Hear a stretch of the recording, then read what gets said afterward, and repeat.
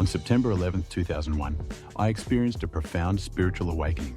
It was as if Jesus revealed to me a vision of the person I might become if I didn't mend my ways. The image was so terrifying that it compelled me to seek salvation from my destructive tendencies. It's accurate to say that my decision to embrace faith was not driven by fear of hell, God, or Jesus, but by a deep-seated fear of my potential for harm.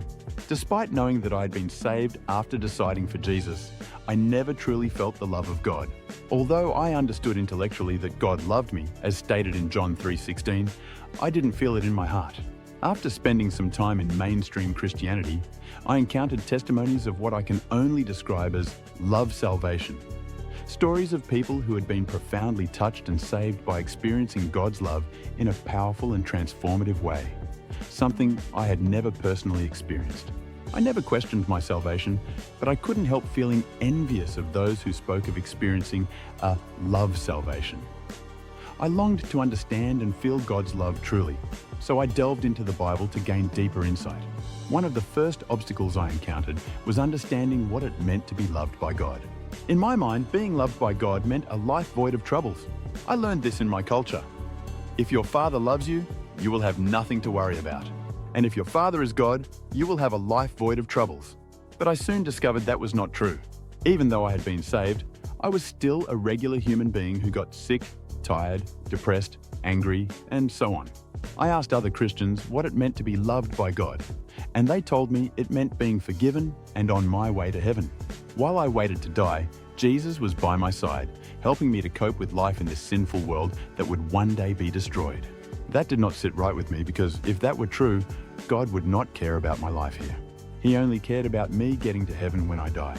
That did not sound right, and I found no example of anyone in the Old Testament who viewed God that way. I knew I had to go to the Old Testament to find the answer because that was the Bible Jesus read. However, I also knew I had to learn more about the cultural differences between our day and age and the culture Jesus lived in. What I found was remarkable. Atheism was unheard of back then. Everyone in every culture believed in some God, and every culture, with one exception, struggled with one crucial question. What does our God expect of us? The exception was the Hebraic culture, in which Jesus lived, because the Jews knew what their God expected of them since he had given them the Torah and the covenant. So, if you had asked a Jew who lived in biblical times how he knew God loved him, he would have said he knows beyond a shadow of a doubt God loved him because Jehovah had given them the Torah. This greatly encouraged me because I knew that Jehovah loved me despite what I felt or experienced.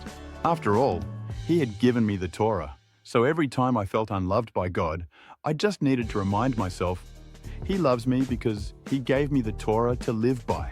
And I know this flies in the face of most mainstream Christian doctrine, which says things like, the Torah was done away with at the cross. You can't live by the Torah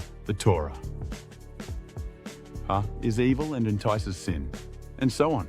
And if you follow the Torah, you will have fallen from grace and made Christ of no effect. There was a time in my life, as a mainstream Christian, when I would have agreed 100% with mainstream Christian doctrine. At the same time, I struggled a lot with understanding God's love for me, because I never felt an emotional love experience when I got saved. But then I started to look more closely at what I believed in. We know for a fact that a New Testament, the way we know it today, did not exist until 200-300 years after Christ. We also know for a fact that early Christians lived by the Torah even though they believed in Jesus and followed him. It was not until the birth of the Roman Catholic Church that people started considering the idea that the Torah was evil, wrong, sinful, done away with at the cross. I have never been a Catholic, but I could not understand why my denomination still ascribed to and accepted Catholic doctrine and, in many instances, positioned their doctrine over the Bible.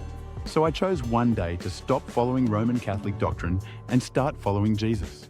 And because I made that choice, I know that Jehovah, the God of Abraham, Isaac, Jacob, and Jesus, loves me.